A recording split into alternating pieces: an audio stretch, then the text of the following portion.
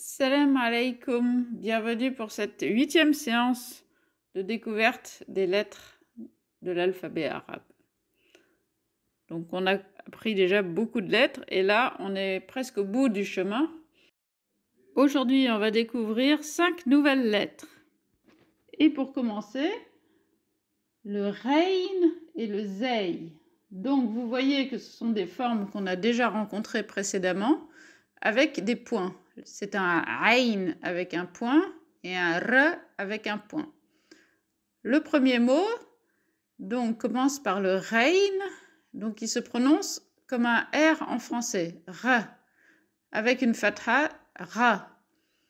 Ensuite, on voit le Zay, donc Z, se prononce comme un Z en français. Ce sont deux sonorités très simples à prononcer.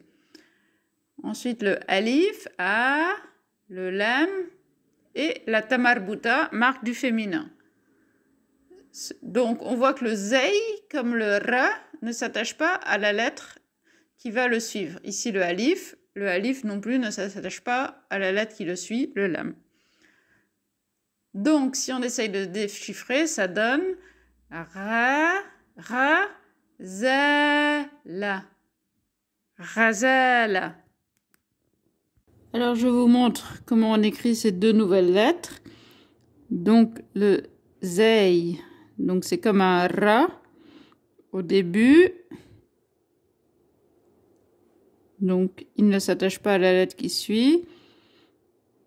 Au milieu.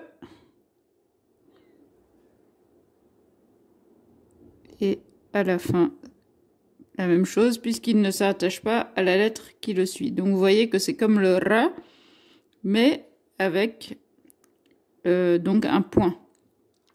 Et maintenant, on passe au Rain, donc comme le Ain avec un point au début,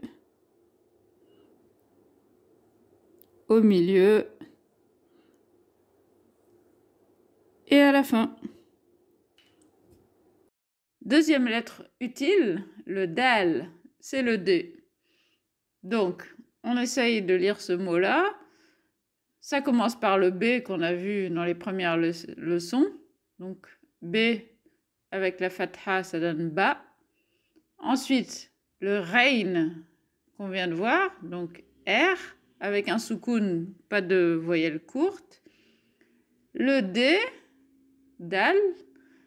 Et on constate aussi qu'il ne s'attache pas à la lettre qui le suit. Donc, D, Alif, qui ne s'attache pas aussi. Ensuite, D, donc les deux lettres sont isolées. Et le Ya, I, ce qui donne Bardadi. Et là, on retrouve une lettre cousine du D, le Zal. Vous voyez que c'est un D avec un point. Donc, le Zal se prononce comme le The en anglais. On essaye de lire le mot qui est un peu long, mais intéressant. Le Ba et Alif, ça fait Ba. Ensuite, le Zel avec un I, Zi.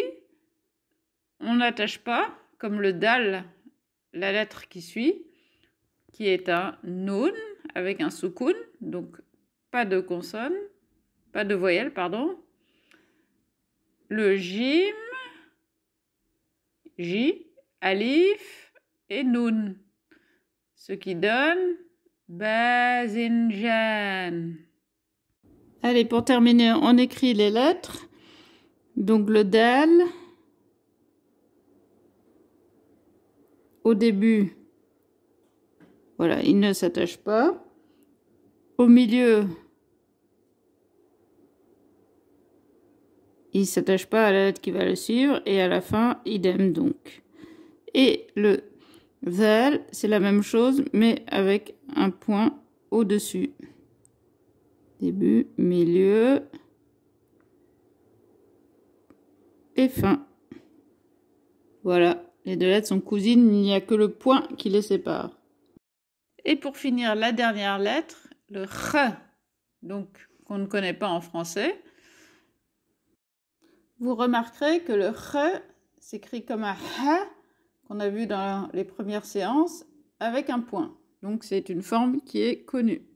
Donc le J, c'est un peu comme en espagnol, le J en espagnol ou le J en allemand. Donc ici, le mot commence par un mim avec une fatha qui donne ma. Ensuite, nous avons notre J avec un soukoun. Le zay qu'on a vu précédemment avec une fatha, ça fait za. Et le noun, donc makhzen. Et maintenant, on vous dévoile la signification de ces mots et les mots français qui sont issus de ces mots arabes. Pour commencer, razala a donné gazelle. Bardadi a donné baldaquin. Pourquoi?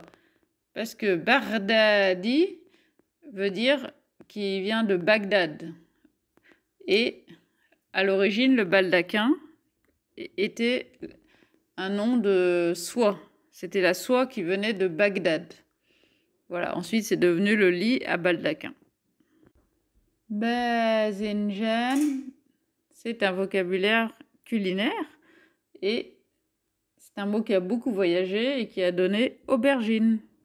Alors le makhzen, c'était un entrepôt fortifié qui était utilisé autrefois pour le stockage des aliments. Et en français, c'est devenu le magasin, d'abord pour stocker les produits et par extension l'endroit où on vend ces produits.